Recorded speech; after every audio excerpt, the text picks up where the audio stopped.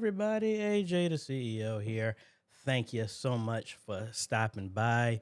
Um, man, good to see y'all. We got a bunch of stuff going on, and there's a lot of stuff going on here at the house. If you haven't noticed, normally I don't wear a sweater, but I'm wearing one because my heat went out about 3 days ago. So I may have a visitor here pretty soon that's going to be working back here. So I'm gonna have one ear off here so I can hear what's going on if anybody comes in. But again, thank you so much for stopping by, AJ the CEO. We try and do this every Friday. Excuse me. So we can hopefully answer some questions and make your journey in media ministry a little bit easier. Again, I like to tell y'all a heads up to people that don't know me. If this is your first time stopping by, hey, thanks for stopping by. This is what we focus on. And for all our returning folks, thank you so much for stopping by. I really appreciate it. And like I said, again, a lot of y'all who support me on Patreon and YouTube members, thank you so much because of all the fun stuff that's been going on. So we got plumbing issues, we got heating issues going on. Joy, I haven't had a chance to get to posting everybody. So again, if y'all are supporting me in any one of those platforms, thank you so much. If I don't get to your questions, know that you can email me at questions@ajhomes.com. Give me 48 to 72 hours to respond. And if you like what we're doing here, consider go ahead and hitting the like button. On these, you have to be subscribed for at least 20 minutes to leave comments. That's what helps get all the nonsense and spam bots that are out there from posting on here. But again, I would appreciate if y'all do that. And let's go ahead and holler at some folks here. We got Streets of Destiny. Hello. Parker. Hello, hello. Brian Jones. Hello. Marita. Good morning. Ms. Veronica. Hello, hello. Good morning. Covenant Healing. I see you changed your name. Hello. Francisco, what is going on, sir? Yvette C. Lee Music, good morning. Hey, Gordon, hey, glad you got the notification bell on, and thank you for stopping by. Lamar, hello, hello. Darius, what is going on? Mike, thanks for joining, man. Have you in my prayers, bruh. Stephen, hello. Daniel, hello. Lady Deborah, hello, hello. Rhonda, what's going on? Another Stephen, hello, sir. And wait a minute, why did that come? Oh, hold on, I hit the wrong button. Hey, hello, hello. Daniel, hello. Oh, I already said Daniel, so my bad. Bruce, what's going on?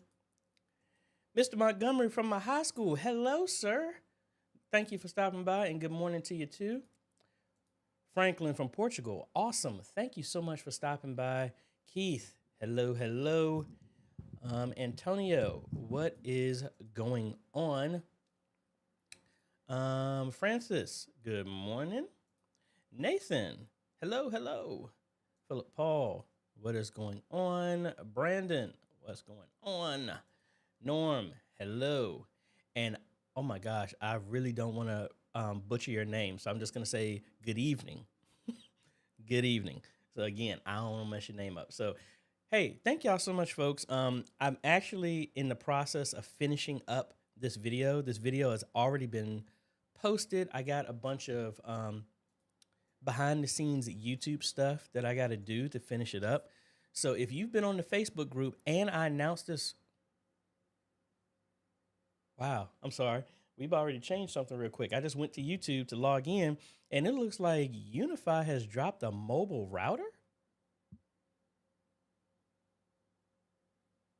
Okay, I'm gonna have to check that out. But anyway, see, I got distracted because stuff wants to open up. So, and let me show you what I got going on. This is behind the scenes. I don't know if you can see it. We have a video called high quality, low cost live streaming for a ministry. This is coming out.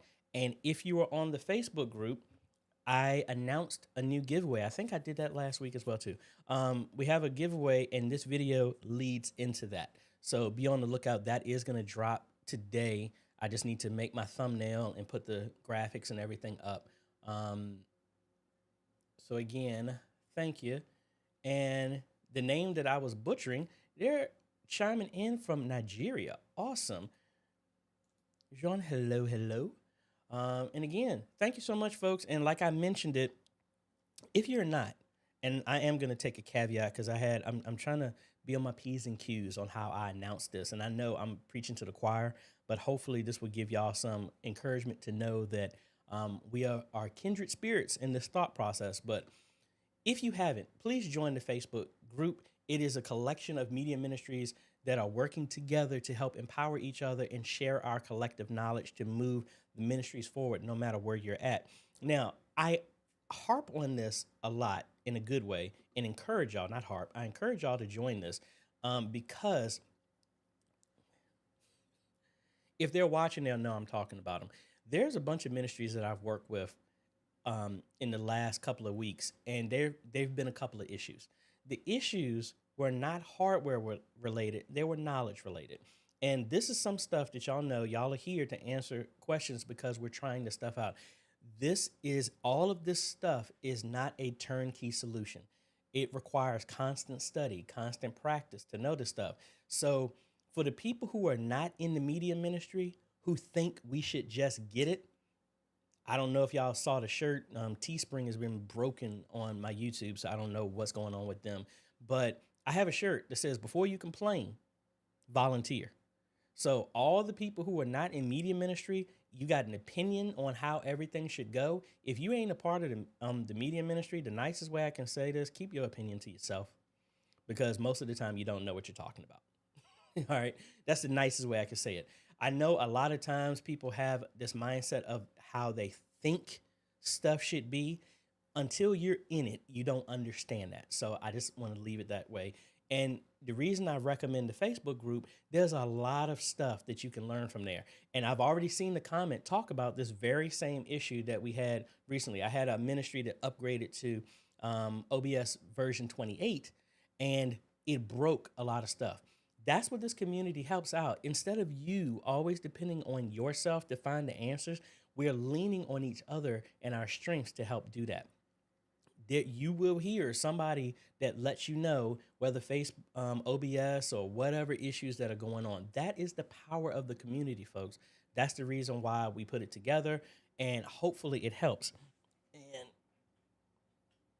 I'm turning my fan on because now I got a space heater here to compensate. If you want to know, in here in the house right now, it's like 65 degrees. So joy. But anyway, that's the reason why the community is there. I'm not doing it just because I don't get paid because I have more people in the Facebook group. That I don't get paid at all for that. Again, it meant to be a platform and a location that we can all work together. I have a Discord server that I'm working through, and honestly, I personally don't like Discord, but a bunch of people have asked me about it. I will announce that when I get closer to that, so we can have some more stuff out there. But that's what it's really about, folks. It's like this stuff, contrary to popular belief, is changing every hour. And we are working to be proficient in all this other stuff. So in other words, that's enough of me blabbing. Let's get to some questions. And I'm going to actually try and walk through some of these going back to the OBS one that we were talking about before. So Reverend Leroy, good morning. If I update OBS to OBS 28, do I need to download any NVIDIA software? If I need to go back to the older version, how do I go back? All right, so there's a couple of questions to that.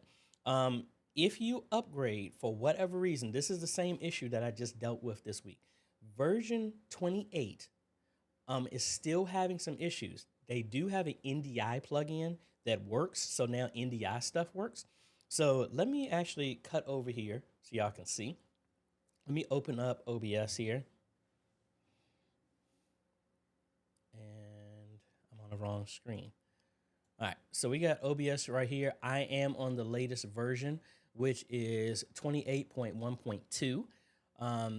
Now, a lot of this stuff is working for me right now. See, y'all got a sneak peek of that OBS bundle version 2 that's coming out, and got another video, timers and all this other stuff that we're going to be working on. So be on the lookout for that. But some of the stuff wasn't working. Um, and that was like the NDI plugin is working. So, like for example, I might as well go through and show you because I thought I had it on this system. This is actually on another PC. So for the NDI plugin, let's go ahead and look at this. And this is NDI plugin OBS version 28. All right. All right. So there's some people are saying that there's a crash. I did not get that. So where is it at? Where's it at? GitHub. All right. So we're going to go through here and get the latest version. And why? Oh, they took the link down. All right. Well, that's not going to work the way I want it to. So let's try it one more time. OBS NDI plugin version 28. Yeah, it looks like some people are still getting some errors with that. I was not getting that issue. So I don't know. That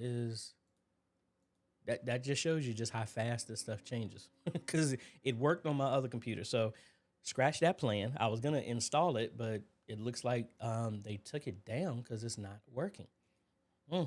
Anyway, I was able to get that. Well, maybe we can still go back and try some other stuff. Let's actually try some of the plugins and everything like that. So we want to do, what is that? OBS Bible from First Fruits. Let's see if this works. And we're going to go through the steps of getting this installed. Online version. All right, so we are going to, let me pull this aside. We're going to go through the steps. We're going to add a new source. We're going to add a browser like that. Gave it a name. We're going to copy our path. I like to do mine in the same size. So that's 1920 by 1080. That's the full size of my screen. We're going to copy this address here, which is the path to the Bible plugin. Click OK. Nothing is showing, which is good. And all right, all of that is fine. I'm just going to the next step. Now we're also going to add a doc. So we're going to come up here to view, docs and Bible doc. I actually already had it here, but it's not showing. So let's go ahead and just do it all over again. Custom docs. Here's the Bible one. You can just make a new and that would work for you. We're going to copy the path, which is the exact same thing, which is very strange that it's not showing. All right, so there's your proof right there that this stuff is still not working. So that's why I never, ever recommend you upgrading this stuff without you testing it. Because again, as you can see, there's still some stuff that just is not working. Okay, and after I reset the UI, now it is. That's very strange. So anyway, let's see how far we can get. Got the Bible in here. Let's look up James 1. Submit. Hey, it does work. Yay. So maybe I just need to reset the UI so that is working. So again, this is not something that you would want to try on a Sunday morning. This is one of those things that you try on an off time or whatever day. I don't need to just say Sunday. Whatever day you're doing service, don't try and upgrade this stuff during the end because you might have some problems. Now, if you want to, it comes back to the original question of, do I need to download the NVIDIA drivers? Yes, because I do not trust that OBS is going to transfer and move everything properly. If you have OBS, it's reading into some of the files for your graphics cards, AMD or NVIDIA. The easiest thing is always install, update your graphics driver, and then also just, pull it down again just in case. I mean, that's just one of those things that I would recommend because since OBS is made by a community of people, there is vetting, but I don't know. Just don't upgrade to the to the newest stuff. But that's what I would say. So hopefully it's hard. Sorry if that was long and drawn out, but that's just kind of what I think for now. Just like Steven said, and is in agreement, I believe OBS still has a lot of bugs. Not all of your plugins will work if you choose to upgrade. So again, the NDI one was working, but it looks like some people have said that there's a problem. So that's down as well too. Daniel, next question. Hello, AJ. I've been trying to set up a studio for my pastor. Any recommendations? What type of studio are you setting up? Because I've done a couple of them. I would say check out my video that I did at my church for a studio in one of the conference rooms. There's some other stuff that you can do as well too. Let me see if I can find the video directly. All right, here it goes. So this video right here, designing a modern Bible study broadcast studio. I did this at my church. I've done other stuff. I need to do a revisited video of my studio that would give you some suggestions. I don't know if you've noticed, if anybody's watching, normally I have my camera right here, the studio camera, but that's actually upstairs because I'm using my kitchen table as a different set. So I will go over that. Be on the lookout for that video. I know that's overdue. I just haven't had a chance, and all the stuff that's going on here at the house kind of threw off my schedule. But that's what I would recommend. But depending on what's going on, I have a video, that same video I just showed about high quality, low cost, that will help as well, hopefully. And then if you have any other questions, you can email me at questions@ajhomes.com, and then I can try and help you as much as I possibly can.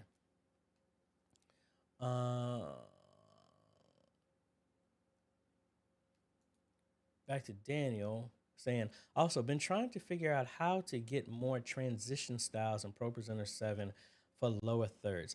I'm not 100% sure how you can add new transitions. I don't know if that's something that's only through Renewed Vision or somebody can make their own. I'm gonna have to look into that because I personally don't know. All right. Let's see, the next one we got. I was already on that page. Let's go to the next one here. Bruce, good morning. Learning. We got some other people that stopped in. Anthony, hello, good morning. Kevin Dixon, hello from Cape Town, South Africa. Awesome. Antonio was saying salute to the ProPresenter videos. Hey, you're welcome. I'm coming out with some more stuff. Because again, this is, I've been training some other ministry, my old ministry, Antioch, making some other videos for them as well too. And just as a reminder, folks, there's not enough videos in the world to cover every single thing. Because again, stuff is changing so fast. So I like the video format because you can always make other ones. I really don't recommend you making a manual that's printed out unless it's stuff like the startup procedures or something like that.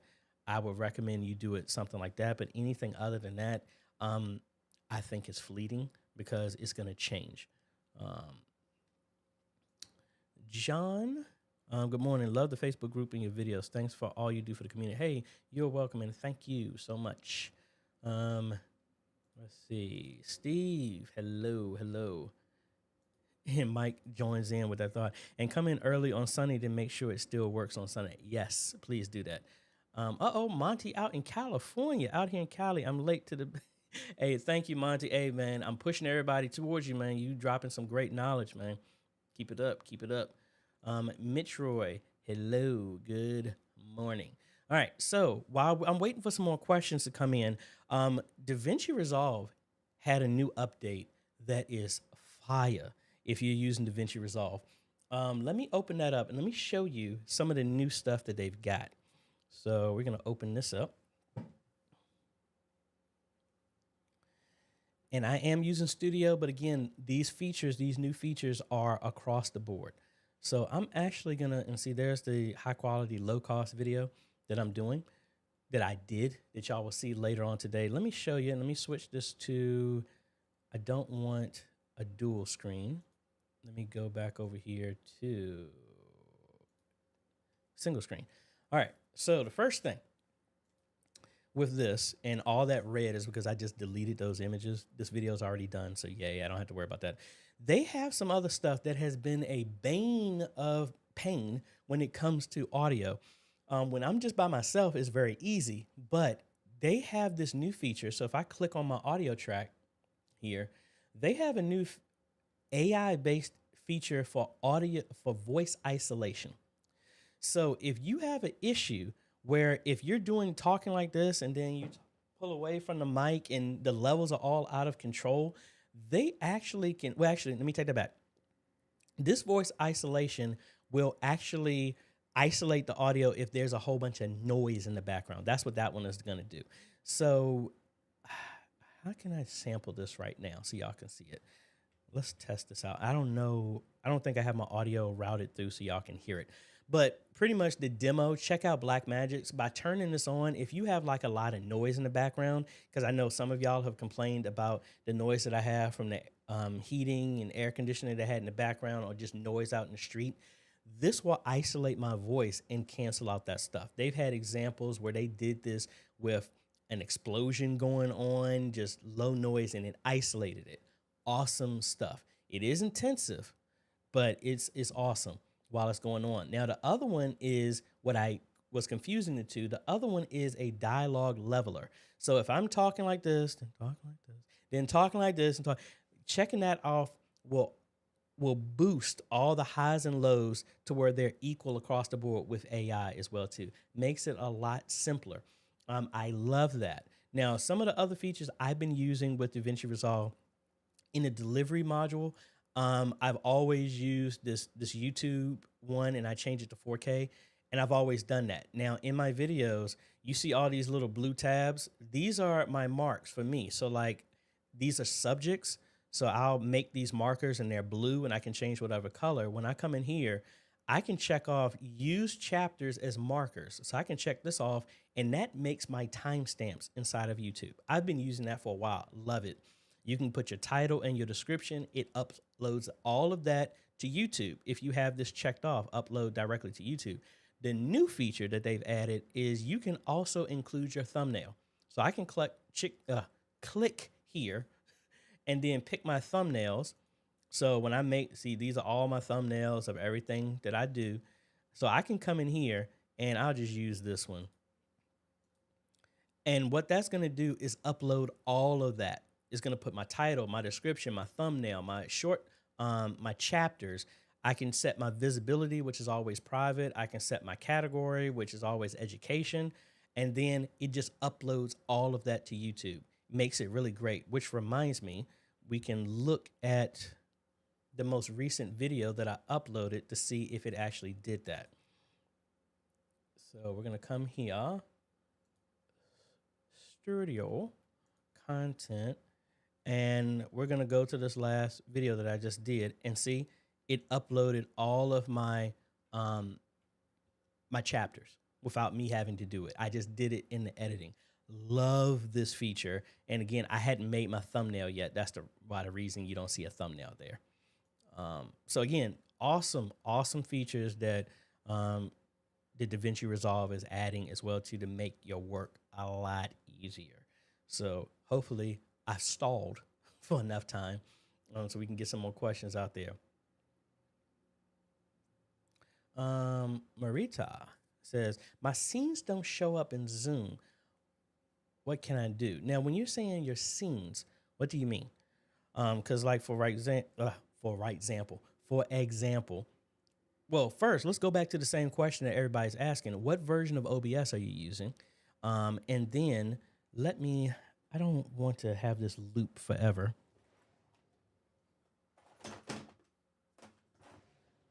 I'm trying to find my other webcam.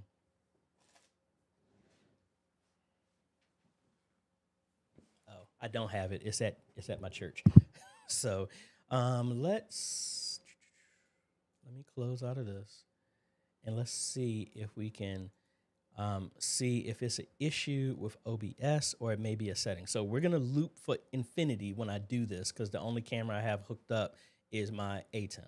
All right. So again, excuse me for that. Let's go over here. And you're saying your scenes are not showing up.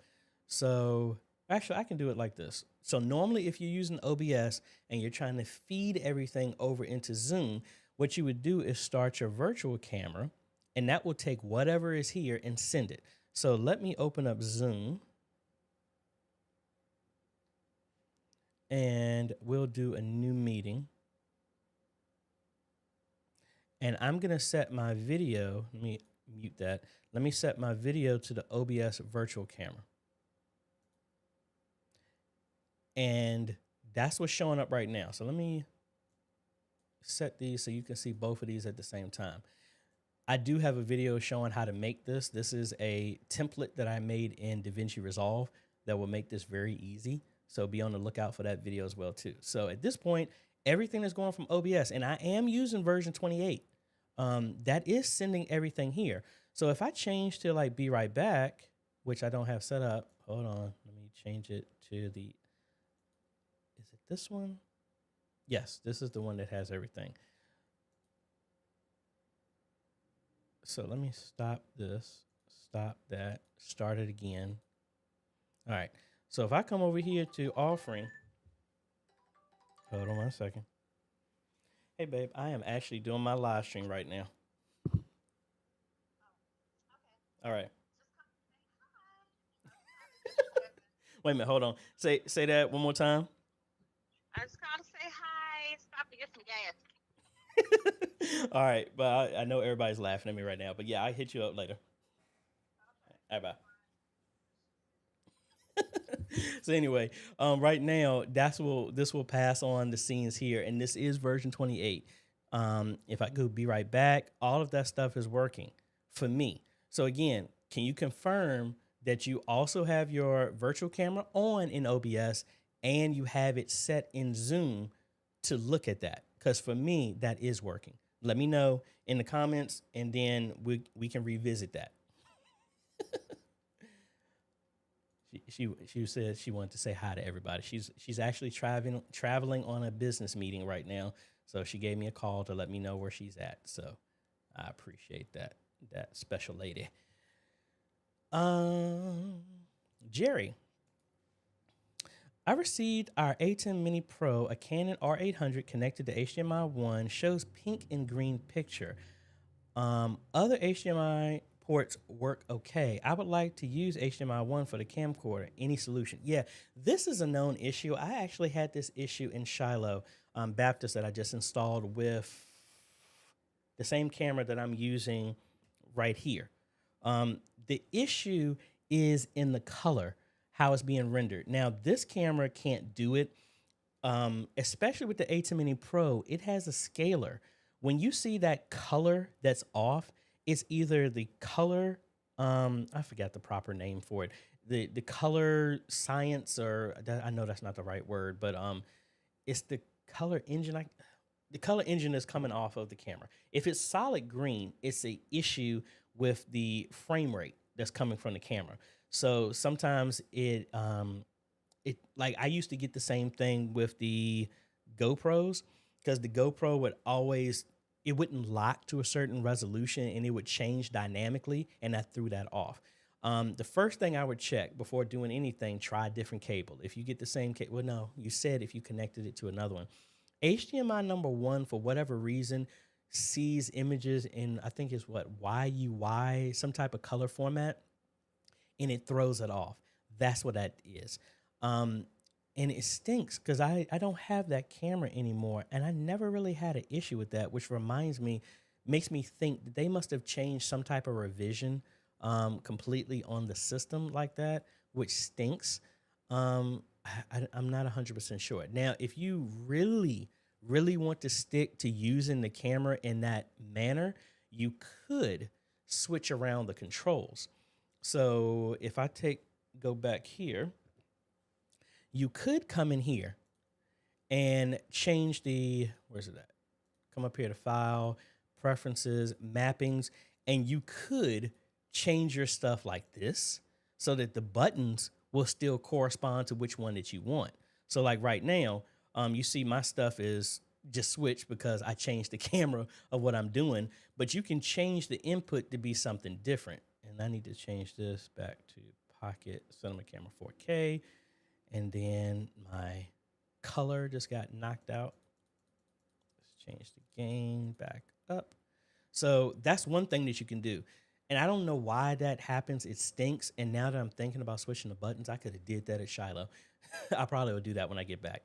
But you could do that. Still plug it into the other jack, but just change the order of the buttons under File and then Preferences. And then you can switch it to where it still will be button number one. You're just changing the mappings of which one is pointing to. So hopefully that helps you. But yeah, that is a known issue. And I don't know why they've made HDMI 1 input a lot stronger than the other ones. I really don't know why they did that, but hey, it is. Let me see, where do we leave off at? We did that. Nathan, we upgraded our camera from a camcorder to a AVCam's 20x NDI PTZ, and it's so nice. Awesome. I'm glad you like those. That's what that other video that I keep talking about, high quality, low cost, is talking about. There's a bunch of other YouTubers, and again, I'm not knocking no other people. There's different opinions, but a lot of people don't like PTZ cameras. And I understand. I mean, if you're trying to make the next Wakanda Forever, very good movie, or Avatar or something like that, the next Avengers or something like that, yeah, you might not want to use the PTZ for that. But again, you got to think, we're in this. Like, I can see, because I'm always with it, I can see when the audio and video is out of sync. When it's like 2 to 3 frames, I can notice that, because when I'm editing, I can tell. But the average person doesn't know that. So realize that even though you and me may see it, the masses may not. So I say that sometimes people are like, oh, I like the cinematic view of this camera and this, and this. I mean, that's all cool if you want to do that.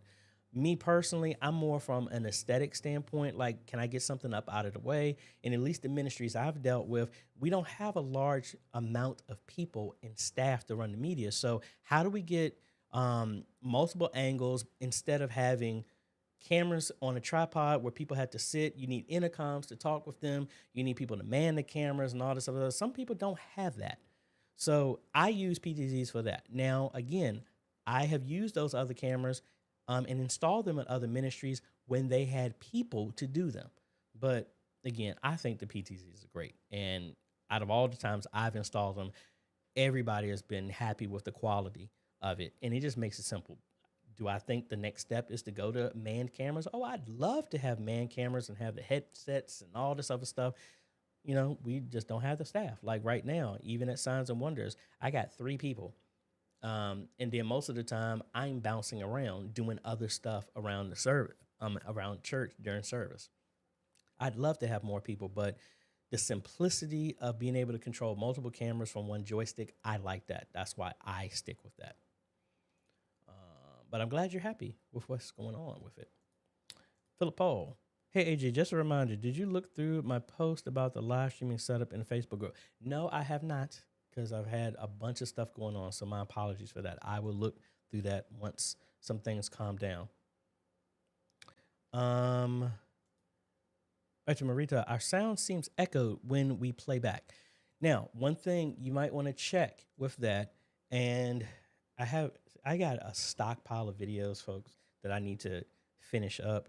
And again, just a lot of fun stuff, the best way I can say it, because we're being optimistic, has been happening that's kind of thrown off my schedule. I'm almost 2 weeks behind in my class, but y'all not here to hear that. But in here, if you're getting an echo, like right now, you're not going to hear anything, because the way I like to do stuff is I only have audio set for the given channel. So if I go here to streaming, I'm only bringing in audio for one source. Like I'm a dare to do this right now. Like right now, I'm not going to echo it. But right now, the only audio that's coming in is from my video capture device. If you're getting an echo, most likely you come over here to settings. All of these, your desktop audio or your mic might actually be enabled again. So like if I bring this on right now and I do an echo, see, this would cause an echo because it's bringing in your audio twice. And this is something that you want to avoid. So for me, I always come in here to OBS, go into audio, and I disable everything. That way, the only audio that's coming through is the one that I added. So check that first. And if you're still having a echo, we might need to check the source of where it came from. And I don't know why I closed OBS, because we're probably going to go back into it with a question. Let's see. And let me turn off my capture device here. All right. Nathan wants to know, can you give me your thoughts for the ATEM Studio HD versus the ATEM Mini Pro? Sure, the Studio has 8 inputs. They do not scale, meaning that whatever you connect, whatever you set the ATEM Television Studio HD to, everything has to be the same. So if you're doing 1080p, 2997, every single thing needs to be that. It does not scale. So you would literally have to buy a scaler for each one. The ATEM Mini Pro has a scaler on each input, which only has 4 inputs, but you can plug in almost anything to it, and then it doesn't matter about you matching the resolution. The ATEM Mini will do that itself. Also, the ATEM Television Studio, the ATEM Mini Pro only has 1 out, so you can either have multi-view or full screen. You can't have both. The ATEM Television Studio HD, and somebody from the Facebook group told me about this, it actually has 6 outs. So you can have 6 individual SDI outs to go to connecting to different things as well too. So you have the program out. Well, you have the 4 SDI outs that are meant to go to like studio cameras for people to see the program feed, but they work as an output. That's 4. You have the regular output. You have the auxiliary output. Yeah, so you'll have a total of 6 outputs that will work. There again, there is no scaling on those. Also, the difference is the ATEM Television Studio HD does not have any form of capture device at all. So you need a web presenter, a streaming PC, or something to take that signal and send it out. There is no streaming built into it like the ATEM Mini Pro. That's what I would say from a high level is the differences between those. Hopefully that helps you. Mitch Roy, can you recommend a budget-friendly lens for the Blackmagic Pocket Cinema 6K G2? Honestly, that's kind of hard because I don't have that. What I'm using right now is a Sigma lens on this one. But again, that's fixed. There's no zoom. I've used Olympus ones. This is other one that I use for long range for mine, and I know there's an equivalent one for the 6K. This is a Panasonic Lumix 45 to 175, and this one works great for me at about a distance of when the subject is about, I don't know, 50 to 60 feet away, and it is powered, so using controls to zoom in and through the ATEM and stuff like that works with this. Again, it's kind of hard for me to say because I personally have not used them, but they do have equivalent for, I think that's not an EF mount. I think that's a Canon mount that's on those. The ones I'm using are micro 4/3, but you should be able to use something like that. Hopefully that helps you.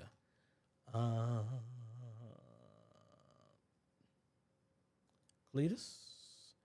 Good morning, family. I recall in one of your previous videos an issue with the ATEM's input 1 and with the extreme 1. The issue has something to do with, thank you. That's what it was exactly. It was and I say YUY is YUV. That's the color spectrum and RGB. Have you seen this? Yes, somebody just talked about that, and that's the issue. I don't know. I don't see anywhere in the ATEM software to where you can make a change to that, but that is the issue. It's the I don't know. It's not the color spectrum. I don't know why the name is escaping me right now, but there is nothing in here to change like the color of what's being brought in. There's no setting in here directly that I am aware of. So I don't know what that is. I wish, and I'm sure a bunch of people have talked about it, but I'm not exactly sure. So I've gone through setup here. Yeah, see, there's nothing in here to make that type of setting change. Let me bump my brightness up a little bit. So I don't know, but that is a known issue because again, you're the second person on just this call that mentioned it on this live stream. So yeah, be mindful of that. Mike, anybody have any suggestions for multiple computers, streaming PC, front of house PC, graphics PC, etc., to ensure that all the programs are started that we need for each streaming service? I mean, I would think a macro for that. Just recording one, like I do the reverse at like Antioch because a bunch of people were just shutting the computers off. I put a macro in that would first stop them from shutting down the computer. It can't completely remove the shutdown, but it send a shutdown command. It ran an antivirus, and you can script the same thing, but just be on startup to where it would launch certain things. That's what I would think. But anybody else got any suggestions? Please chime in. Rhonda, based off of the Black Magic stuff I was showing, the dialogue leveler is going to make my life a lot easier. Yes, it does.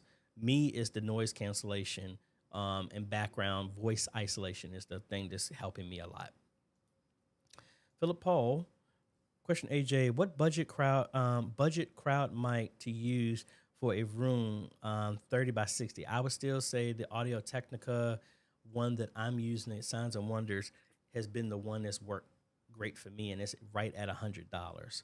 I'm sure you could probably use a different mic, but to cover that distance, I like a shotgun mic for that. Let me see. So I'll have, like you probably heard that ambulance just go by. I have tons of that. And that happened on that video. And let me know how much you can hear on that video there. Ooh, this one went up in price. The mic I was just talking about, it just changed in price. So this is the one that I use. It's kind of hard for me to, I really don't recommend anything that I haven't used personally. This is the one that I use and it's been working fine with me. If you really wanted to do something, you could always get like one of these Rodes. This is what I used to use for a long time.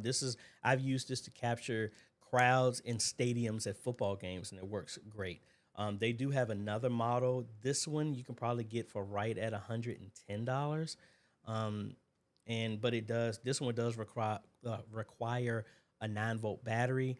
There's another one that's USB charged that I think is a little bit more. Though that's what has worked for me.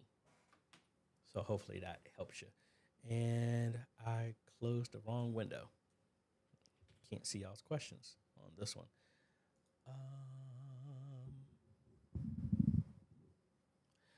All right, so I think Marita said that's working for her. Awesome. Lamar suggested using the Rode M2 mics. I'm using the M5s on the organ, so that maybe those will work as well too. Marita is going back to her question saying it isn't sending to Zoom, but shows on Facebook. I would say make sure that Facebook isn't looking at your. Wait a minute. Are you using Zoom to stream to Facebook? How are you going to both?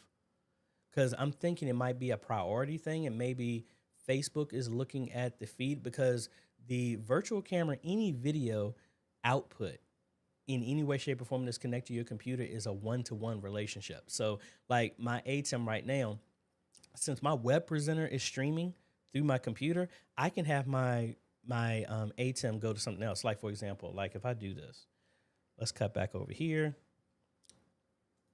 Let's close this. And I'm going to open up OBS. I'm going to turn on my video capture, which is this. Now, if I open up my camera and see, it's not going to work because this is already in use. So let me do this in a different order. Let me open up my camera first.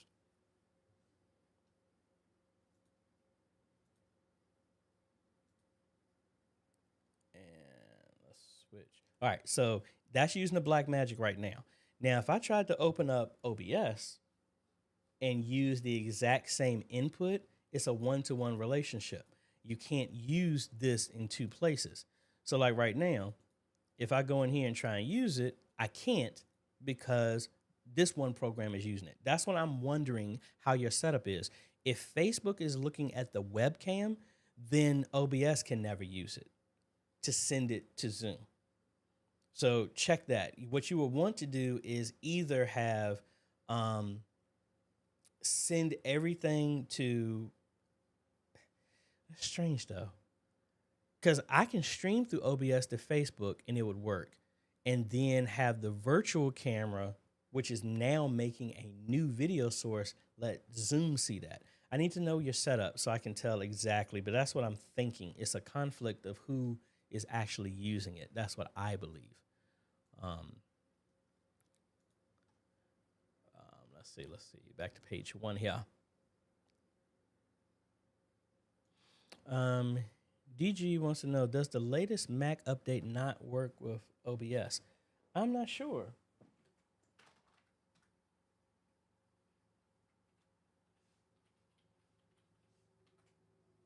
Trying to connect my Mac here so we can see. Oh, my mouse.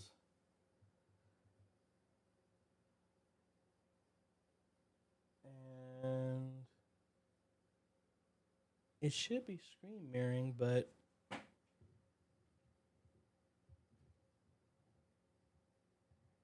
not getting the image on my ATEM from my Mac.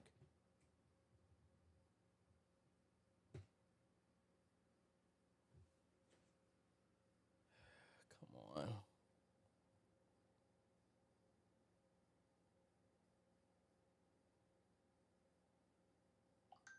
Yeah, nothing is showing. I don't know why my Mac is not displaying on my ATEM. I would try it there, but I don't have any way for y'all to see what's going on, but I will try that out. Which reminds me, I need to cancel my Ecamm Live. I haven't had a chance to make those videos, Antonio, so my apologies. Been way too busy in a good way. Steve, last week I started seeing content's paid promotions on our live stream, but I didn't select the option. Has anyone seen this? Yeah, that was actually an update that Facebook did a while ago. I mean, not Facebook, but YouTube did a while ago in their terms of service. They changed it to where they can put ads on anybody's page unless you are at a level to where you're above 1,000 and you can turn off ads on your videos. Unfortunately, that's going to be universal for everybody. So my apologies if I said Facebook. Yes, that is YouTube.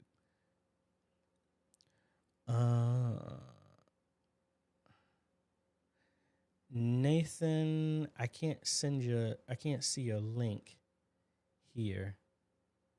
Oh, actually, this is the community I use. I guess he was talking about that.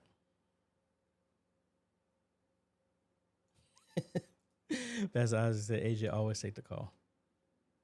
Hey, if I want to stay on the good graces, of course. Gotta make sure the lady is doing well. Hey, AJ, can the audio monitor be used in the latest version of OBS? I am not sure. We're not sure. Linda Jeffries. We use Easy Worship. Whenever we show a PowerPoint slide, the output is skewed depending on the color of the background. Words do not appear or are blurry. Make sure when you make your PowerPoint, it is in the exact same resolution that's being outputted to Easy Worship. Typically, some people would make, if they're on an older system, they'll make their PowerPoint in a 4:3 aspect ratio, like the old TVs that are like in a square. But if you're going to use, this is my assumption, which is always bad. I'm just going from my experience. People would make that don't have an HD resolution screen, and they make the PowerPoint and it's all skewed. And depending on your settings and your presentation software, Easy Worship, Presenter, whatever, it's going to stretch out the image. The best way I've noticed to resolve this is either open up the document yourself and change the dimensions and the size of the presentation, or let whoever know that they need to change it on their end. And if that's not the issue, then we might have to look into something else with that. But that has been my experience when that has happened. Rhonda, I need to revisit OBS feeding to Zoom. I couldn't get the audio to work. Right now, only Facebook users see the OBS scenes. Zoom users can only see the Zoom screen or what the Zoom presenter shares. Yeah, in that type of scenario, what you will want to do is make sure that you're feeding off your signal and then pin it to where yours is going to be mainly displayed to everybody else. That's what I've done in the Ash Wednesday, and I use dual screen. So one screen shows me everybody, but the screen that I'm capturing and sending out, that's pinned to one person. That's what I've used as well too. Now, where did I leave off at? That was that. Page 1. Got a bunch of people working with each other. That's the whole point of this. My cousin Derek, what's going on? I am curious if PTZ cameras are ever mounted on a track that can be moved left and right to get better angles to avoid people blocking shots. That was a project that I was actually going to work on for Gates Faith.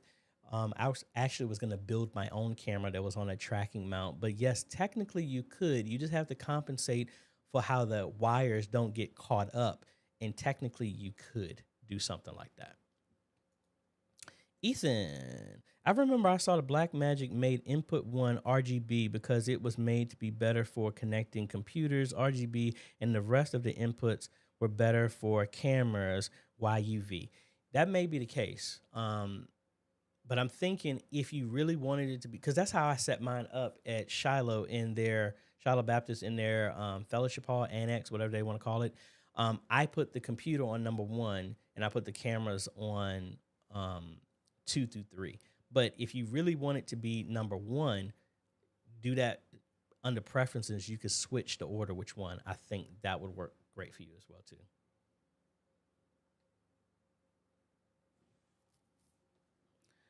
Soul Wind Joy was saying lower third is not working in OBS. Can you show the solution? Well, first, which lower third are you talking about? And then we can revisit that. Francis was saying a pair of M5s. Yeah, those, that's good then if they will work. Because I think, honestly, let me take that back. Originally, I did buy those for crowd mics. But then I ended up repurposing those for the organ, the top and the bottom of the Leslie. So, okay, cool. Covenant Healing. AJ, I have always not turned my laptops off. There's no one to mess with my equipment. It is a gaming laptop. Would you turn off or just leave it on? I leave all my computers on at this point because I like them to do updates and stuff like that. It all depends. The only computer I don't leave on is my laptop because my laptop at this point, I use it for travel. So I don't really have a reason for it to leave on like that. It's on now because I just finished using it when I was making my last video and I had it upstairs. But for the most part, all of my desktops here, I leave on. And even the ones at church, I leave on. Back to Marita.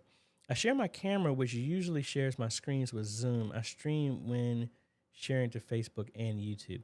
Yeah, I would need to know your setup, like the workflow of when your video is coming in, what is getting that, how are you sending everything to OBS and other platforms so I can really figure out why something is not showing. Streets of Destiny. Should crowd microphone be set up back or front of house to prevent pickup of front of house speakers? It all depends how you place it. I've seen both. I've seen mics that are in the back that are pointed, and then I've seen ones like mine is in the front. So it all depends. You can play with the levels on how you do it to kind of avoid a lot of that stuff as well too. Back to Rhonda. Now, when y'all are tagging and talking amongst each other, I'm not bringing those comments up because I see Mike was talking with Brian about something as well too. I have 2 OBS scene collections. At times, if I switch from collection 1 to 2, the video capture display doesn't work on a collection 2. I have to deactivate and reactivate. Yeah, that's just, it's OBS hasn't let go of the resource. That's all that is. I had the same thing just now when I did that. I had to deactivate and reactivate it to get it back on. So that is correct. Steven says, for the question about the Mac, just tried OBS with the latest Mac OS, and it seems to work okay. Awesome. Whenever I can get back on here, Like, I mean, I can open up OBS myself. Y'all just can't see it, which is frustrating. Hold on. Let me see.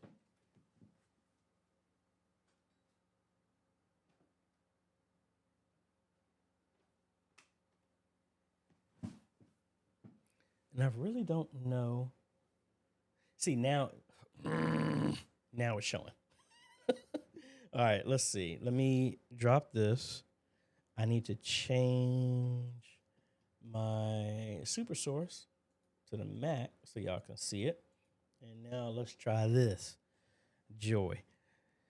So, I mean, it seems to be working for me. I don't have a camera connected to it because that's the ATEM that's upstairs for that. And let's make sure we're on the latest version too. I'm on 2801. I'm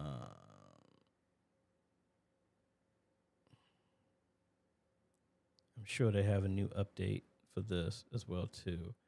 And my Mac should be on the latest version as well too. And I'm not going to go through that scene because I don't want to bring that up. But for me, it seems to be working fine. So I'm gonna agree with Steven. It's working for me right now. Ignore that. And where's Josh at? As much as I mess with him about the Mac, see, I'm using it right there. Where you at, Josh?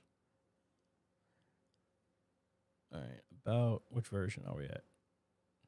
Didn't update nothing. All right, I might have to do this again. Come on now. Install update. Whatever. So we'll come back to that. Don't you just love it when stuff doesn't work? Filippo. Currently, I am using OBS virtual camera from OBS to Zoom, and Zoom is clear, but for others, to Zoom meeting is seeing it blurry when we put up lyrics. That is not to do with you. That's with their connection. I mean, because for you, it's always going to look clear. Now, actually, let me take that back. It might be your connection. For you, it's going to look fine, but you got to realize whatever you're sending is being transmitted back to everybody else. So whether your upload speed is not handling it, or it could be the other person's download speed is not being able to see what you're doing. That's the reason why. So it's not just universal. Glenn, major question. Can you let me know what camera, mount, and gimbal and wireless system to connect to our church video mixer? Well, I mean, that's kind of wide open. It all depends. Like, I would have to be there to really know, like, what's the layout, how far, where the placement of the camera is going to be, wireless system. I mean, I can just give you roundabouts. I mean, almost any type of camera could work. You can use the pocket cinema camera like I'm using. You could use a mirrorless camera, a DSLR. You can use a PTZ. You can use a camcorder. Any of those will work. It just depends on the environment and how you're going to use the camera. Is it going to be always in that stationary position? Is it going to be something that it can up and move whenever it needs to be? Now, from a wireless transmitter, I like the Hollyland ones that work very, very well. Let me see. Now, I don't recall the model, so let me just look it up.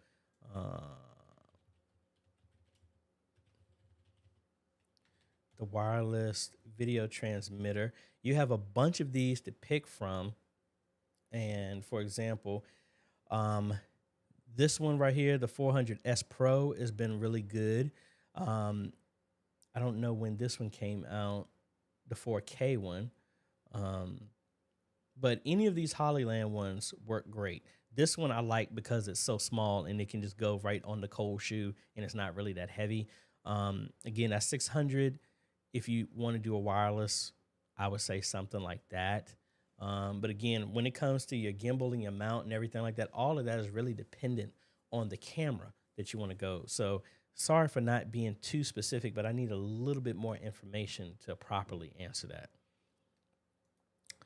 So Enjoy was talking about the animated lower third. Now, again, let's see if it works with OBS. All right.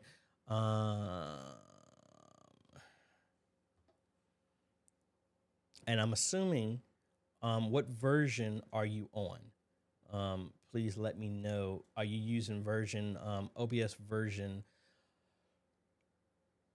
28? Just need to know. So let's cut over here. And where did I have that on? Forget it. We might as well just do the whole thing from scratch. All right. So we're going to do. Man, I'm drawing a blank on how we did the animated lower third. I know I do have the file here.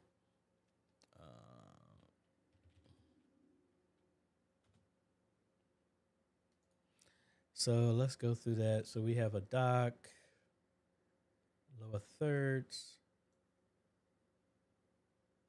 And why is it not locking on? There we go. All right. So I have mine installed here. And what's that other piece that I'm missing?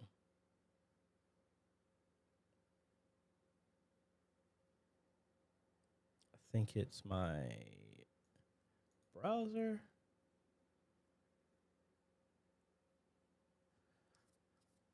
Why am I drawing a blank?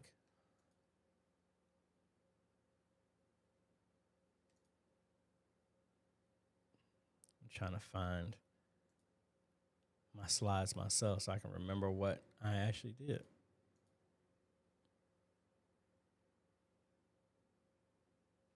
All right, so we're gonna come here. We're gonna do a source. We do our browser, lower thirds. Thank you, Lord, for bringing to my remembrance exactly what it was. I was looking it up and then it popped in my head. I was like, oh yeah, that's it. So lower thirds, we're gonna pick our browser source. We're gonna copy as path. I guess I could have just clicked on it. In here, now make sure that the double quotes are gone. We're gonna change the resolution to 1080 here. All right, so we're there. Let's lock it in place. So if I come in here now and turn that on, that is not working for me. All right, so the first thing we need to make sure when we check that, let's go to our files and make sure everything is checked off. And I've seen a lot of people forget this part. First, let's make sure we go to the properties on each file, make sure they're unblocked.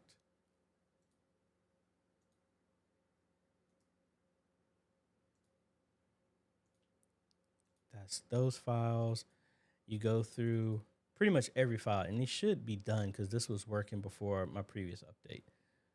All right, so we got that there. Let's go to OBS one more time. And I really am hoping it's not because this thing is broken, but it wouldn't be surprised if it wasn't. And I think that's the other thing we could do. It was the path. So I'm going to use URL. Turn that on. There it goes. So yeah, so what you would do, come in here, instead of using local file, paste it as a URL and remove those double quotes. And that's what's working for me. All righty. Make sure all the files are unblocked. Add the browser source that's pointing to that path. Now, another thing I would say, and this is the reason why I put everything in that location. If you try and put this file anywhere else, you're going to probably have some problems. Like this, don't put this inside the OBS directory because for whatever reason, it won't give you the permissions to uncheck everything. I made my own different folder somewhere else, and that's where mine exists. So you see, for me, that's working. So hopefully that helps you. All righty. Another question. This question: I am wanting to run only one PC, but want to run worship tools and OBS through the ATEM, and it's becoming a little confusing. Any thought on how this could be wired? Well, it depends. What what outputs? Give me a little bit more detail on what outputs are coming from where. And like, for example, if you're using Presenter from Worship Tools, that's using some output from your PC to go into the ATEM. And then if you're also using OBS, and OBS through the ATEM, and I'm assuming from the way you worded it, OBS, whether you're using the animated graphics or something like that, is being sent there to the ATEM. That also requires an output from your computer to be fed into the ATEM, let alone the output from your regular monitor. So I need the specs on that. How many outputs can your computer do? And can you confirm that the presenter output is unique from the one from OBS? And then we can go a little bit deeper.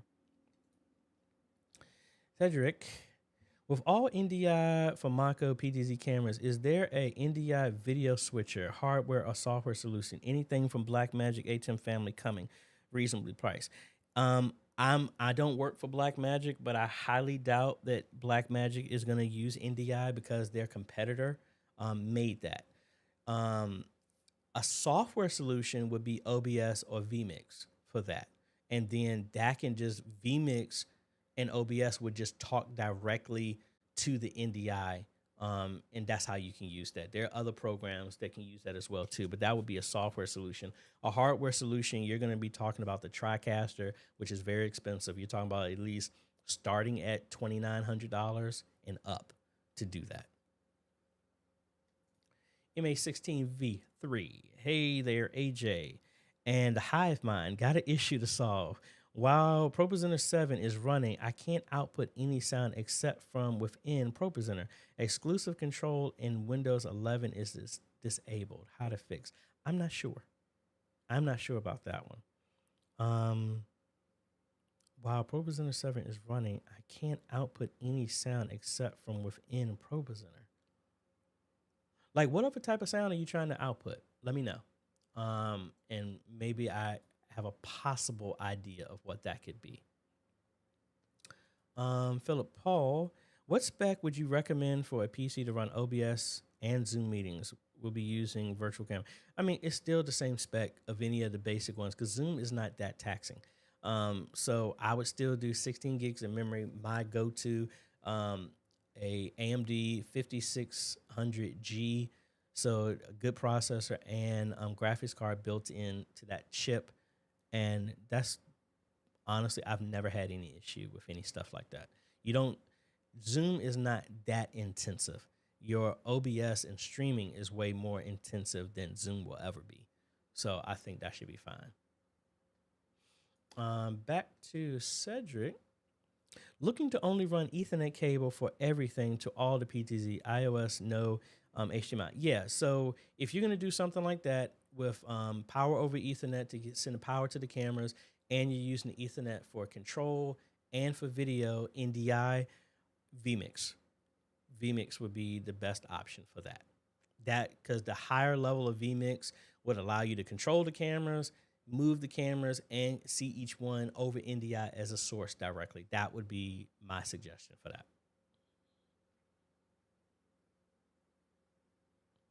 All right, I answered that question already.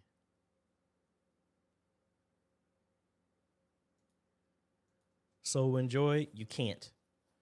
I did a long time ago, I did a video. If you want to have a multi-view and the program out with the A10 Mini Pro, you're going to have to duplicate every single input that's going in from your camera and split that off into a different program, a different device that actually is going to give you a multi-view. I had a company send me one. That's how I did that. And before then, I just had, it was a different device. Blackmagic actually makes something that will give you a multi-view. But honestly, at that point, if you buy that device, it would be cheaper for you just to get the A10 Mini Extreme for that. So the A10 Mini Pro cannot do multi-view and program out at the same time. Well, let me take that back. You could. I stand corrected. You can use multi-view with the ATEM, with the HDMI out, and then you send the USB output of the program into something else like OBS, and then have OBS be the hub, the bridge between that and your displays. So I stand corrected. It can do it like that. But the ATEM natively itself cannot do both without something like that as a go between, like OBS that converts the USB program out into something else. All right. Now, again, folks, you don't have to repeat the same question. Y'all's questions are coming out faster than what y'all are seeing. So I'm getting to it. You don't have to spam the question.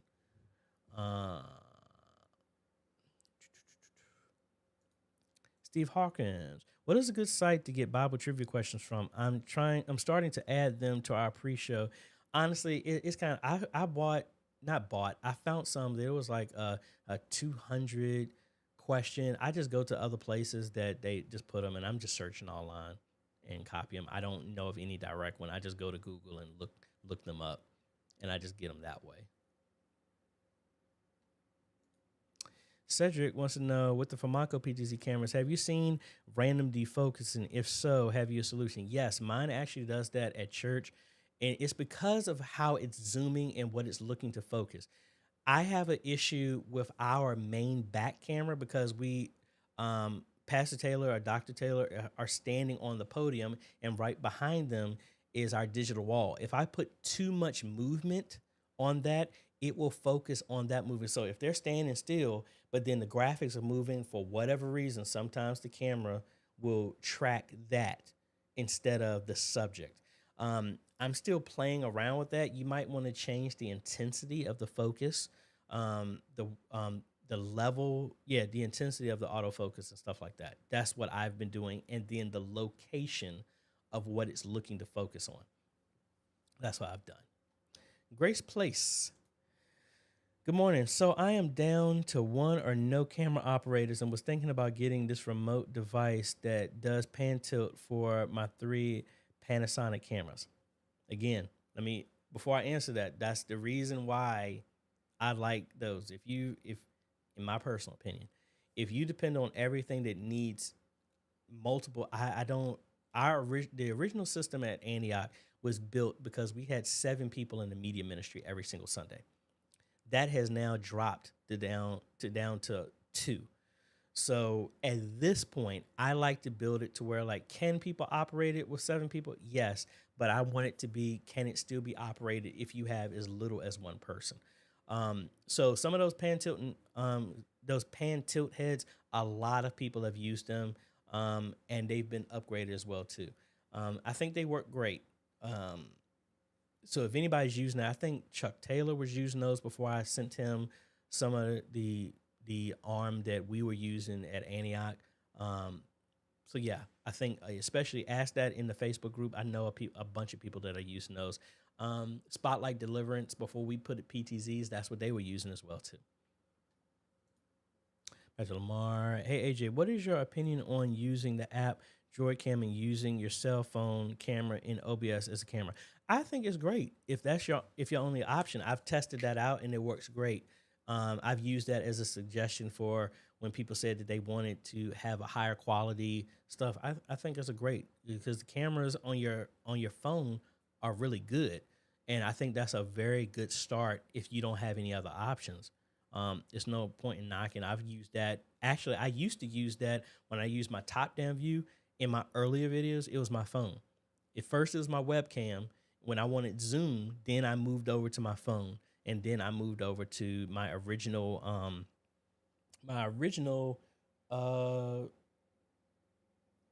I was gonna cut over, but I got something on my table I can't show. My original camcorder, my Sony one, is the one that's doing that now. So yeah, I think that's a good option. Hey, use whatever you got, man. Back to Glenn. Follow up to that. My goal is to have a moving camera with someone to be able to move freely throughout the sanctuary. What camera would you recommend, and what moving mount or stabilizer do you recommend? Now, for something like that,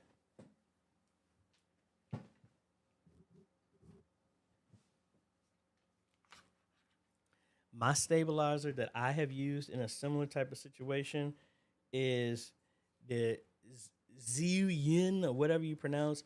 This is what I like for my stabilizer, and I use my EV10 for this, and then I can clamp on there's another mount or shoe that I can put on here that I have the receiver on here and it just goes up to that. And this allows me to move in and out. Now, again, any of these cameras, you're going to be limited on their battery. So any of these could work. I've seen a Lumix G7 be used for that. I've seen people hook up a Ronin stabilizer, one of the big ones that hold like this, or ones that can hook onto your belt, and they've used any type of camera. So if I had it to do, I would do a Ronin. I would get a Pocket Cinema camera 4K or a 6K, and then I would put one of those Hollyland ones on. But again, if you really are trying to be cost effective, put all the money into your HDMI transmitter, and then you can put any type of camera. You could start off with a camcorder if you really wanted to. I would recommend a camcorder because the battery is going to last a lot longer than any of the other cameras.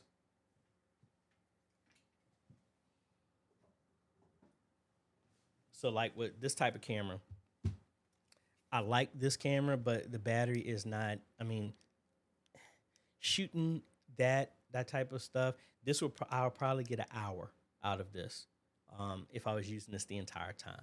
The good thing is you could plug this into that arm and it would charge the battery at the same time too. That's what I would do. I would put all the money into the wireless transmitter. Then next I would put money into your stabilizer.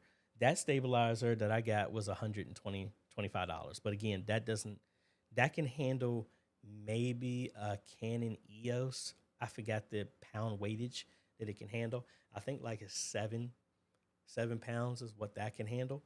That's what I would do for that.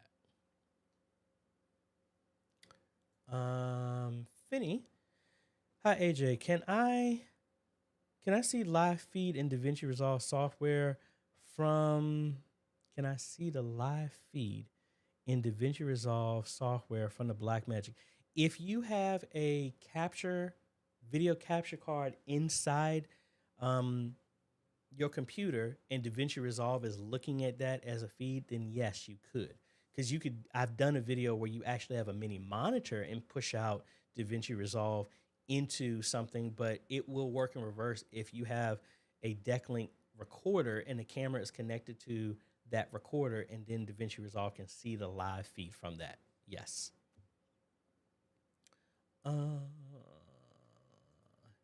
Email 16 clarification.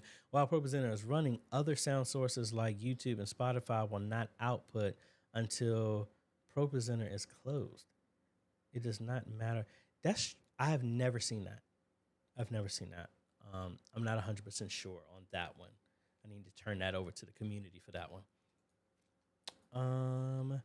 You are welcome. And while we're taking a quick break, folks, we got 62 people watching, but we only got 22 likes. Hey, please, if y'all like what we're doing here, please go ahead and click a like. That is very small, but it really means a lot because YouTube looks at that for user satisfaction, and that's what helps push this out. In a class that I'm doing. I'm a give you a sneak peek, not explaining everything, but I'm gonna show you with somebody that's looking for the stuff that I do. Let me show you what shows up. So this is a channel.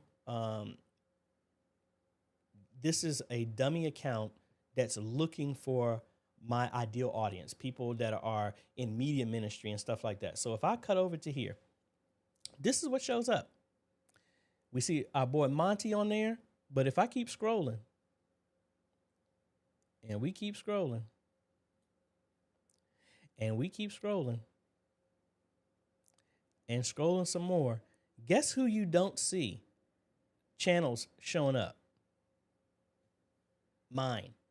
I don't know why, but I'm learning that. But what this is really showing is that YouTube is looking at people, the user satisfaction, the interaction with people, and it recommends videos from this channel to other people who are looking for stuff. Like, again, you see all this other stuff. I've done this review. I actually did that. That exact joystick. We're talking about cameras. We're talking about video editing. We're talking about cameras, church cameras, all this other stuff. But your boy isn't being recommended at all. And that's all because of how the YouTube algorithm sees likes, shares, all this other stuff to promote. So again, that is just something small that I ask if y'all could go ahead and please hit that like button. It really does help out this channel a lot. It helps put it in front because the average amount of people to watch my channel, 69% of them are not subscribed. So if they're not doing any form of interaction, that's the reason this stuff isn't being pushed out in front of more people. So please, I would appreciate if you do that. Thank you. All right, let's go to the next one. Philip Paul wants to know, AJ, what does it mean for an internet switch that's 10100? That means that it's only in the range, the max speed that it can handle is 100 megabits per second. It's not a gigabit switch. That's what that means.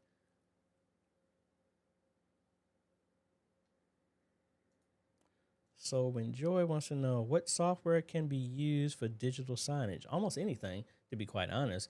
I've used Yodeck with a Pro Presenter.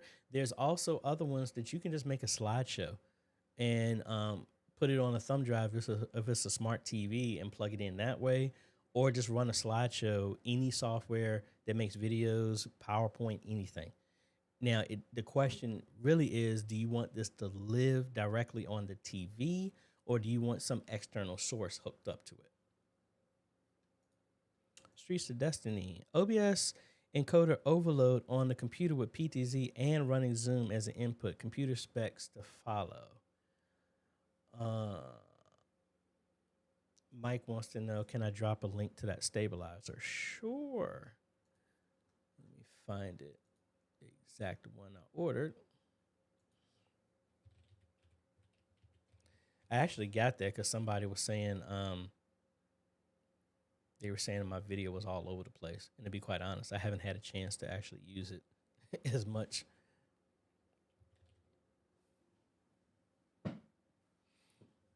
Trying to remember the name of it.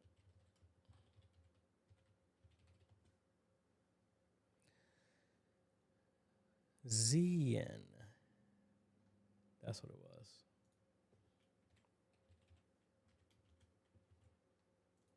I'm trying to find it. It's pulling up every other one other than the one I was looking for. There it is. That was a Zen Crane M3. That was the stabilizer that I'm using. And I will, it went up in price significantly. Oh, mine is the bundle. So look at that.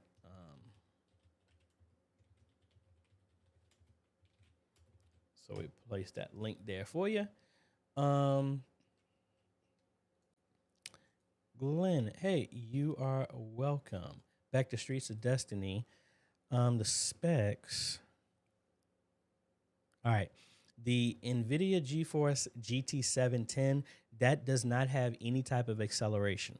So if you're getting an encoder overload, it's because your CPU is doing everything. You might want to look at getting a any GPU that's in the 50 series or higher. That would help. Like if you can find yourself, like, let me jump over here and let's see what's in the market for graphics cards available. So let's go as low as a GTX 1650. Let's see how much those are going for. All right, that's one for like 100 and no, that's a 5500. That would work as well too.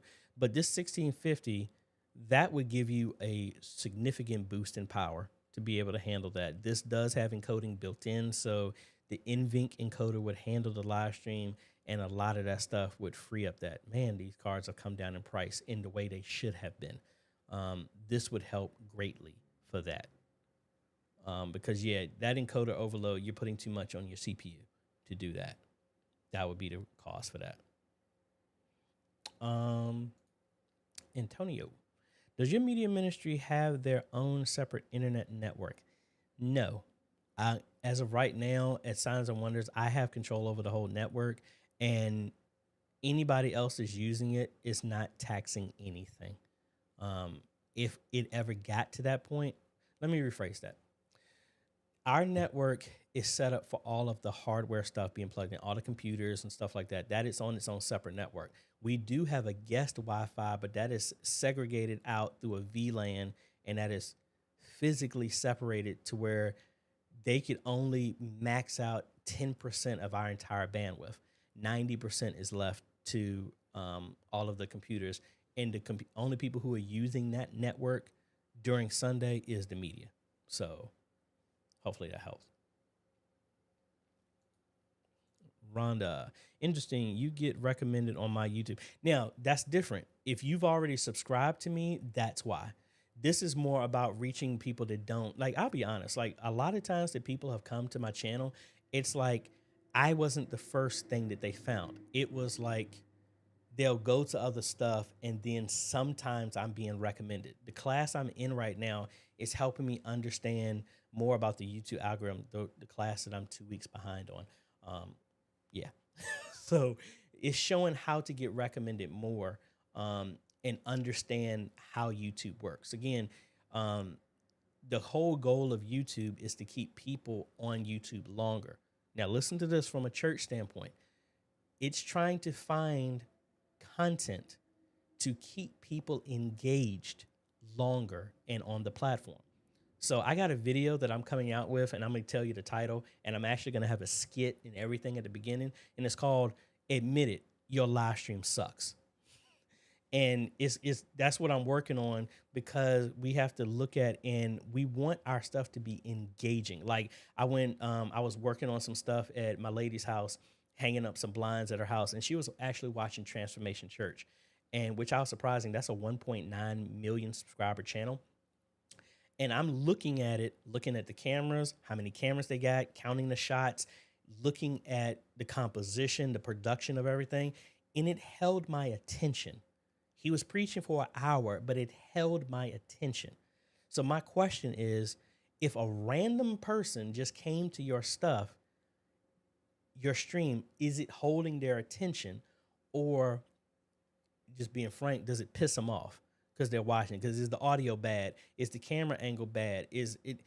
That's what we have to look at. Not so personal, like, but this is my baby, I put someone. No, the idea is, if a random person watched it, do they find any enjoyment in what you're doing? Not just in the message, not just assuming you're preaching the gospel.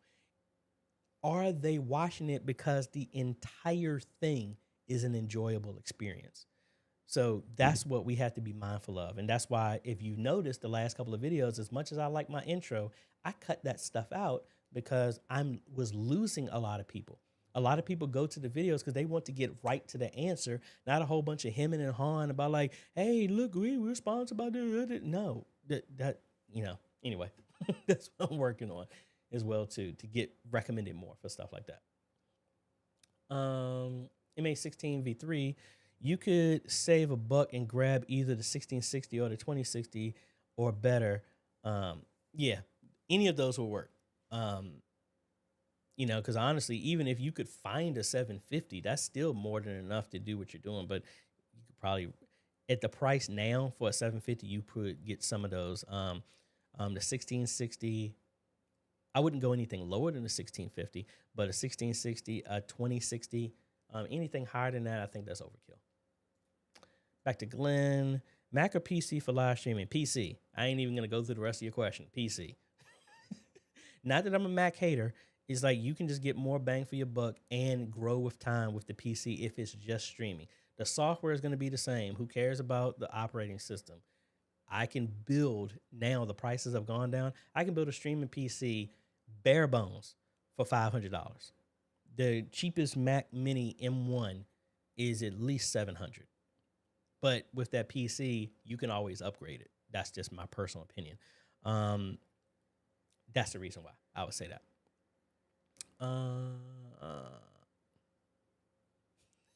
Bruce said, "Love the title." Yeah, I'm gonna tell it to you conceptually, because again, we were talking about this on Facebook. Mike has been doing an excellent job with this. If y'all see some of the stuff that he's sharing on the Facebook group, what I'm learning in the class is that a lot of content is not just educational; it's edutainment. I think I'm pronouncing that right. It's education, but you're entertaining people at the same time. And it's about storytelling, telling a story. And I don't know if you've noticed, ever since I went to Eastern Heights, DC, I was trying to tell a story of where the church is coming from and give something to make it more engaging. I'm still learning. But from a storytelling standpoint, that video is going to start with me in bed, sees the clock, and then I think I'm gonna start it on Saturday when I'm talking to somebody who says, "Hey AJ, man, hey, we got it. Don't worry about it. Enjoy your day off. We got the stuff on Sunday." And then it cuts over to me in bed. The alarm goes off. I go downstairs. I don't drink coffee, but I'll get an energy drink or something like that. And I'm married, so she doesn't know about this, so hopefully she's not watching it. I might have her be there, and it's like, come downstairs. Hey, babe, I'm gonna bring the church's live stream up, and I sit down, get my stuff, get my Bible. I'm getting ready to watch the live stream, and then I'm gonna have the live stream. The camera's looking at a pew when it's not somebody talking. The text is so small. They're not including lyrics. The audio's going in and out. This is this, and it's gonna be like, and it cuts off to my face. I'm like, man, this joint sucks. And then it cuts over to that. So it's about coming up with engagement. So I'm just giving y'all a sneak peek that that's what I'm working on. Bible Talk 2, great name. What type of camera or phone do you recommend recording with? That all depends on where are you trying to record with. Like, I like this one because it gives me good 4K stuff. It's small, it's tight. I can hook up whatever mic that I want. I can record for a long period of time with this, with an SD card at the bottom that I don't have in here. Where's it at? Here it is. My SD card right here, which is 256. Yep, 256 gigs that I have in here. It'll record for quite a while. It can record longer than the battery can last. I'll just put it that way. And that's what I like for this, for something small and moving around. This is what I typically use if I'm not crawling in crawl spaces, to record the stuff that I'm doing on site, when I'm going visiting a ministry or stuff like that. And then this is what I used to use for a lot of videos as well too. But it depends your scenario, that the camera can change depending on that. Back to Cedric wants to know, HDMI versus NDI video source. Which would you recommend for a new install today? HDMI. NDI is great, but you need a reliable, stable network as well too. It's not just that. So like, again, then it also talks about how you are splitting your stuff. Like right now, it could be perfect when you're there by yourself, but then what if you have 200, 300 people that get on your Wi-Fi? Do you have it segmented to where their traffic is not going to interfere with the cameras, is not going to interfere with your regular upload? There's a lot more infrastructure that's needed for NDI to work properly, as well as the devices that are connected to it that will decode and encode the streams. Me personally, I'm old school. I'm still stuck on HDMI and SDI for that because it's a stable connection and it's always there. And it has nothing to do with internet in any way, shape, or form. Now, that may change in the future, but as of right now, for new installs, I have not installed anything that was just straight NDI.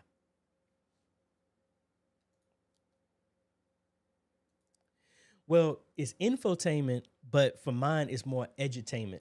That's how they're calling it because I'm doing education and entertainment. Yeah. Back to Lamar. Are you going to be doing any live stream reviews soon or critiques? Yes, I am. That's a bunch of other buckets that I'm working on for my content. I used to do reviews. When on the Facebook group, randomly I would have people share their live stream to get some input. And I'll just tell you some more stuff that I'm working on is I'm actually kind of trying to contact Transformation Church, and I want to actually take a tour of their ministry and do a behind the scenes from them and talk with their media ministry. That's other thing that I'm looking at doing into next year. But then also doing a breakdown of, I hate using this word. Now, I'm not going to use that one. I was going to say the best live stream that's being shared, but that's subjective. I would want to say the most innovative that I saw when people share on our Facebook group. I want to do a deep dive and analysis on that stuff to give some people. So that is other content that's in the works. Back to Grace Place. Okay, how do you get your comments to show on your stream? Are you using streaming software or is that something YouTube? That is vMix Social that is doing all of that. So what I am doing right now, and I'm going to show it through using your comment. vMix Social is capturing everybody who's streaming right now, and this is what's coming from YouTube. I click on this, And this is going to vmix. So I click on your comment, I do send, and it does that. That's what that's doing. And that's what's capturing everything. I wish YouTube would have something that was just built in, or even Facebook had something like that. But right now, that's the reason why I'm using vmix, because of doing graphics like that, because OBS hasn't had anything that's working to my liking at the level as this. Bible Talk 2, hey, you are welcome. Back to Philip Paul. Hey, AJ, is there a way to connect the aux out or stereo out from the mixer to the phone that will be live stream? Yes, it all depends on the phone, but I don't know where mine is.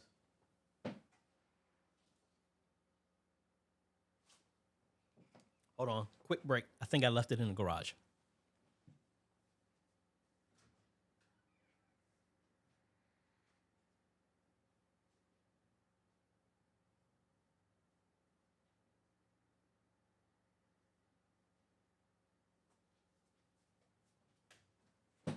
All right, so for me, I have this dongle here for my phone, and this will convert over to USB. But this can, when I have anything plugged into this, I can plug any external mic into this. So if I was using my Rode to this, I could connect this, and then this would see this as my audio source. This will work the same way if I plugged in whatever from your, as long as your phone accepts it as an external mic, which this would, that's how I could do that. Now that depends on your phone. I'm using an Android, and that's how that shows up. Where's it at? Shameless plug. I hope she don't get mad at me. She won't. I'm speaking that thing. She won't. So quick shot. Yay. So anyway. I hope you see that, babe. Back to Steve. We recently switched to Fios. We have an additional wireless router that was set up with a different network name. Can we set up the Fios wireless modem router to the same name as the other router? Yes, you can. You, depending on the router, it may have an issue saying it is seeing it as a rogue one, but yes, you can. You just have to ignore that. Rhonda, can you use vMix Social with OBS? Yes, I did that a bit, but to get it to work, you would be running OBS, vMix, and vMix Social all at the same time. That's what I did at Signs and Wonders. So let me see. Can I remote in? The power went out, and I actually got to go to my church and check out something. But let me show you. It's kind of everybody didn't shut the system down. It's kind of kludgy. It does work though. So let me full screen this. Come on now. Full screen. There we go. All right. So in here, how I had it, if I open up OBS,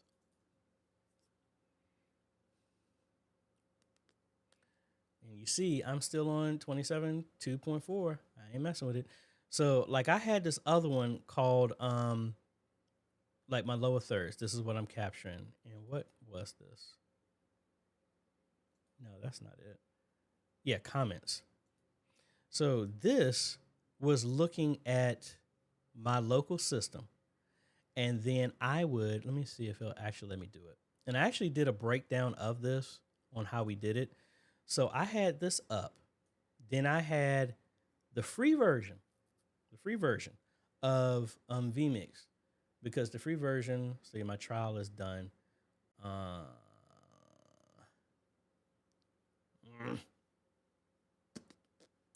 can I do this? I might have to do it on mine locally here. Let me restart the computer at church, and let me see if I can go through it on my local. All right, so we have this. I think I have vMix on this system activated so that I can use it. Come on now. Yay. All right. So I had this, and then we open up vMix Social. So I'd have this, and in vMix, I would just make one scene of text and say we'll do social, and I'll just do this one because it's easy. So I'd have this vMix Social sees this comment. So let me see if I can link to. I'll link to this actual stream that we're doing right now. So we got these comments coming in, right? So let me open this up. I'm gonna try and grab a comment real quick, and I'll use yours, Rhonda. So if I bring in this comment, see, it just brought your comment in right here. All right. So what I'm gonna do is also come up here to external. Come on now. And then I'm going to output that to NDI. And then in here, you see all the jumps? I come in here. And I don't have an NDI source in here. Let me do this a different way. Let me output this to a screen.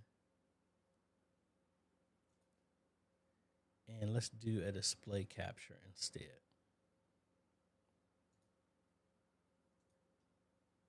And that's not it. There it goes. So I would capture this, and then that's how I would do it. That's how NDI would make this easier, but I don't have it on version 28 here. That's how I would do that. So I would have this as a different scene, and then the scene would have, and let's actually do this all the way. So I would come in here, hold down Alt. The perspective is actually off. I don't know why it's doing it like that.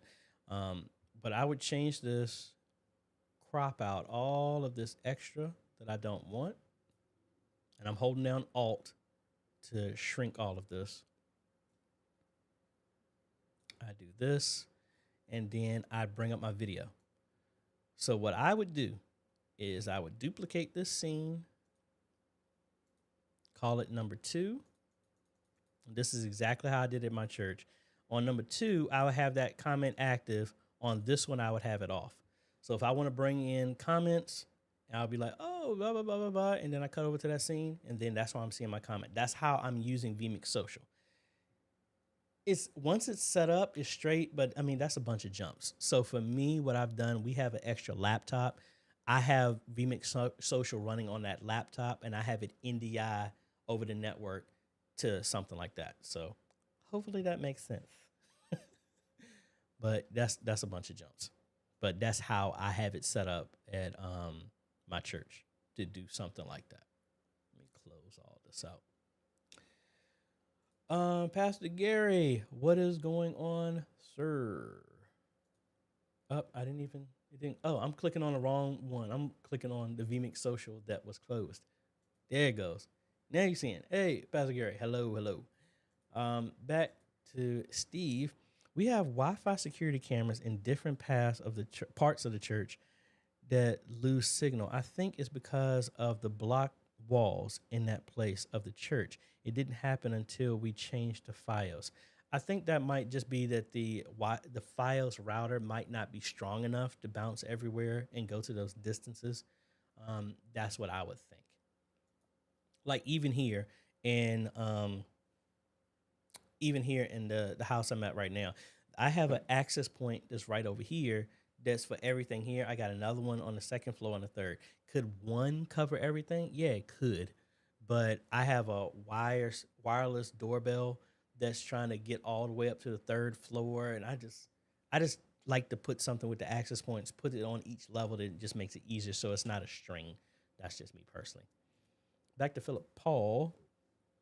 Question, is there any mixer that we can control from the app from outside on a different network? Looking for from outside on a different network. Are you talking about outside the church or somewhere else? Let me know.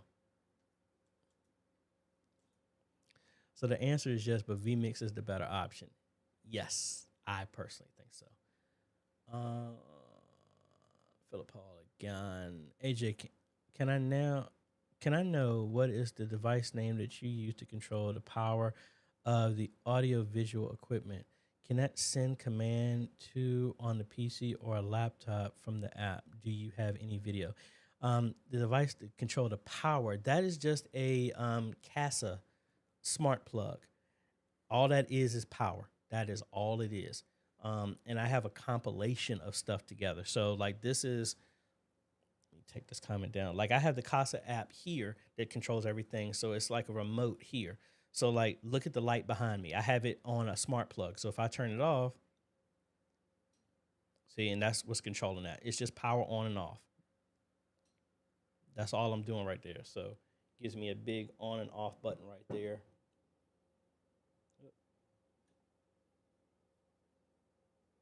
That's it. So I have everything that's like that. So I can turn it on and off. But then I have, like my mixer has X32 Edit, which is a program that talks over the network. So I don't have our mixer on the network, so I can turn that on and off remotely. Somebody has to physically be there to do that. But everything else has some type of control. So like all of the computers are in a plug like that. So if we lost power, the BIOS is set that when power is restored, it turns the computer on. It didn't do that Wednesday, so I need to actually go to church and see what's going on with that. But yeah, I think that's it. So, folks, want to let you know I'm gonna be shutting it down, but I want to remind y'all, please be on the lookout for the video that I am gonna drop later today on high quality, low cost live streaming, where I officially announce the giveaway. I'm letting y'all know that now so that y'all can get in early. So again, this giveaway is a $2,000 live streaming bundle that I'm going to be giving away every 10,000 subscriber goal we hit. We just hit 52,500 subscribers. So the next time we do this giveaway, it is going to be at 60,000 and then 70,000. And we're going to rinse and repeat that up to 250,000. That's why I'm going to be giving that away. And I think this is the right button. The link to get to that is this. I'm going to hold that up so y'all can get that. But all of this stuff is going to be on the video that I'm going to be covering, folks. So just letting y'all know and get in it on it early. This bundle includes an ATEM Mini Extreme, a 20X PTZ camera, a PoE switch, an IP joystick controller. The only thing that you need outside of what I'm not including is a monitor for your multi-view from the ATEM, an internet connection, cables, HDMI or HDMI cables and Ethernet cables to go from the devices and connect everything. That's it. Those cables in total, I mean, it's maybe $100 in cables. So hopefully I left that up long enough for y'all to get that. You only have to enter it once. I do filter out duplicates, but if you are a Patreon supporter or a YouTube member, I enter your name in twice as a thank you anyway. Highly recommend that y'all get, if y'all want to be in there, encourage any of your media ministry or anybody in your church to enter that. You just put your information. You have to be a subscriber. You have to have bell notifications on. That way you know when I do the video. If y'all have been around me long enough and we do giveaways, we give people 16 hours. Actually, let's change it. We're giving people 14 hours to respond. If they don't respond, we pick somebody else. So make sure the bell notifications are on so that you don't miss that. And make sure you put an email address that's reputable, because I email once. If I don't hear a response in 14 hours, we pick somebody else. That's how Mike got his ATEM. We did this originally when we were giving out an ATEM Mini when they first came out. We did that for 6 months as well. And there's a bunch of people who are watching that won that. So this is my way of giving back. I would love to be able to give more, but we're not at that point yet, but we will get to that. So thank you so much for everybody. Again, I'm sorry for not putting up the list of people who have been Patreon supporters and YouTube members. I'll make sure I do that right when I get off of this to update that, because I want to thank y'all so much for those people who've continually supported me through that. And if no one has ever told you, thank you. Thank you for everything that you're doing. This rings a little bit harder with me today, just because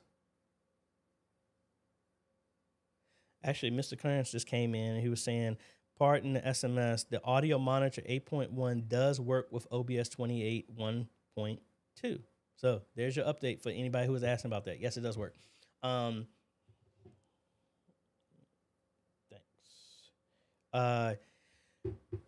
Especially with a lot of stuff that's going on. I'm not talking about that for this, but thank you for all the hard work that y'all are doing, folks. A lot of people don't understand what we do. They don't appreciate the stuff that we do. They have never even taken a half a second to even attempt to do the stuff that y'all are doing on a weekly basis. And I want to say thank you for all of it, because some of y'all, a lot of y'all are not getting paid for any of this stuff. And you don't have to do it, but you're called to do it. And I appreciate that. And I want to use this platform as best as I can to help out as much as I possibly can. I don't have everything yet, but as best as I possibly can, I want to be able to make y'all's journey a little bit easier, trying to help answer your questions, give you real applicable answers, and as low cost available stuff, because I know everybody's budget is different. I want to at least give you some options and not try and tell you that you need a $5,000 camera or something like that to live stream.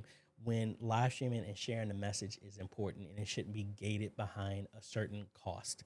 So thank you for everything that you're doing. I'm not in your media ministry. I'm not even a part of your church, but we are a part of the body of Christ. So whatever you do to help share the message with other people, guess what? We win together.